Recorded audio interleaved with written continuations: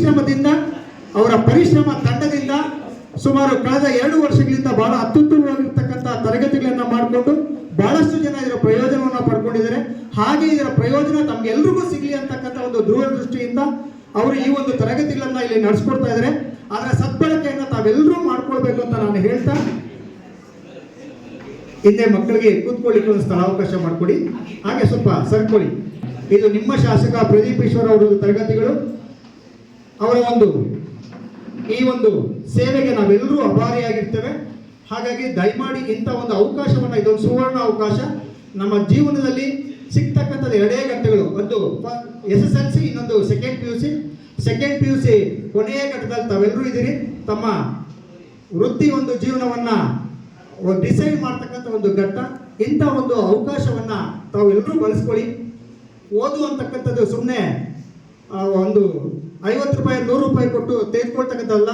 ತಾವೆಲ್ಲರೂ ಶ್ರಮಪಟ್ಟು ಇಲ್ಲಿವರೆಗೂ ಬಂದಿದ್ದೀರಿ. ಸೈನ್ಸ್ ತಗೊಳ್ಬೇಕಾಗಿದ್ರೆ ಒಂದು ಹಾರ್ಟ್ ಇರಬೇಕು, ತಾಕತ್ತಿರಬೇಕು. ತಾಕತ್ತಿಲ್ಲ ಅಂದರೆ ಸೈನ್ಸ್ವರೆಗೂ ಬರೋದಿಲ್ಲ. ನಾವು ಆರ್ಟ್ಸೋ ಕಾಮರ್ಸ್ ತೆಗೆದುಕೊಂಡು ಆರಾಮಾಗಿ ಹೋಗ್ತೀವಿ. ಇವತ್ತು ಈ ಘಟ್ಟದವರೆಗೂ ಬಂದು ನಿಂತೀರಿ ಅಂತಂದರೆ ತಮ್ಮ ಪರಿಶ್ರಮ ಭಾಳಷ್ಟು ಇರ್ತದೆ.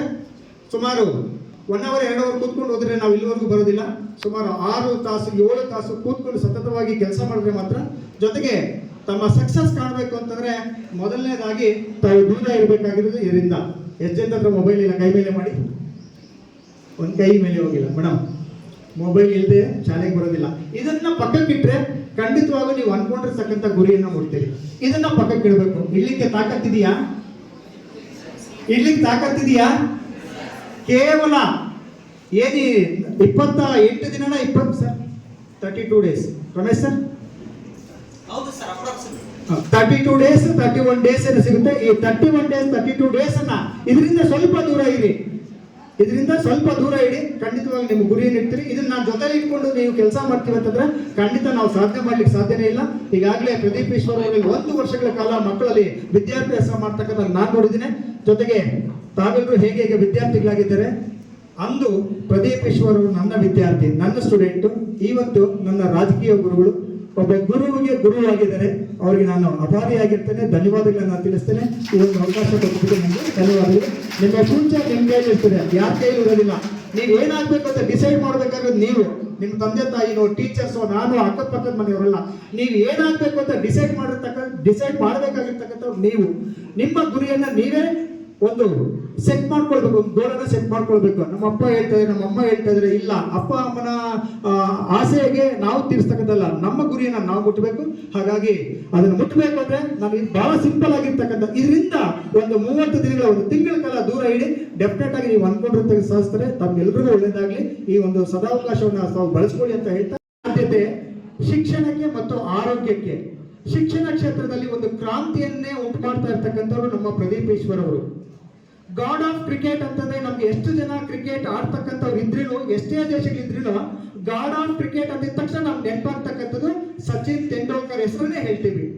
ಎಷ್ಟೇ ಜನ ರಾಷ್ಟ್ರಪತಿಗಳು ಬಂದವ್ರೂ ನಮ್ಗೆ ನೆನಪಲ್ಲಿರ್ತಕ್ಕಂಥವ್ರು, ಉಳಿತಕ್ಕಂಥವ್ರು ನಮ್ಮ APJ ಅಬ್ದುಲ್ ಕಲಾಂ ಅವರು. ಚಿಕ್ಕಬಳ್ಳಾಪುರಕ್ಕೆ ಎಷ್ಟೇ ಜನ ಶಾಸಕರು ಬಂದು ಹೋಗಿರ್ಬೋದು, ಮುಂದೆ ಬರ್ಬೋದು, ಆದ್ರೆ ಶಾಶ್ವತವಾಗಿ ಉಳಿದೋಗ್ತಕ್ಕಂಥ ಶಾಸಕರು ನಮ್ಮ ಪ್ರದೀಪ್ ಈಶ್ವರ್ ಅವರು.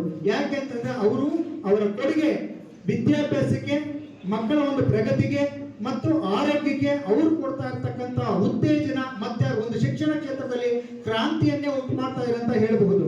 ನಮ್ಮ ಚಿಕ್ಕಬಳ್ಳಾಪುರ ಕ್ಷೇತ್ರದ ಚಾಣಕ್ಯ ರಾಜಕಾರಣಿ ಯಾರಾದ್ರೂ ಇದ್ದಾರೆ ಅಂತಂದ್ರೆ ಅದು ನಮ್ಮ ಪ್ರದೀಪ್ ಈಶ್ವರ್ ಅವರು ಅಂತ ನಾನು ಹೇಳಲಿಕ್ಕೆ ಬಯಸ್ತೇನೆ. ನಮ್ಮ ಚಿಕ್ಕಬಳ್ಳಾಪುರದ ಅಹಿಂದ ವರ್ಗದ ಅತಿ ದೊಡ್ಡ ಶಕ್ತಿ ಅಂತಂದ್ರೆ ನಮ್ಮ ಪ್ರದೀಪ್ ಈಶ್ವರ್ ಅವರು. ಹಾಗೆ ನಮ್ಮ ಚಿಕ್ಕಬಳ್ಳಾಪುರದ ಕಲಿಯುಗದ ಅಂಬೇಡ್ಕರ್ ಅಂತಾನೆ ಕರೆಸ್ಕೊಳ್ತಕ್ಕಂಥವ್ರು ನಮ್ಮ ಪ್ರದೀಪ್ ಈಶ್ವರ್ ಅವರು.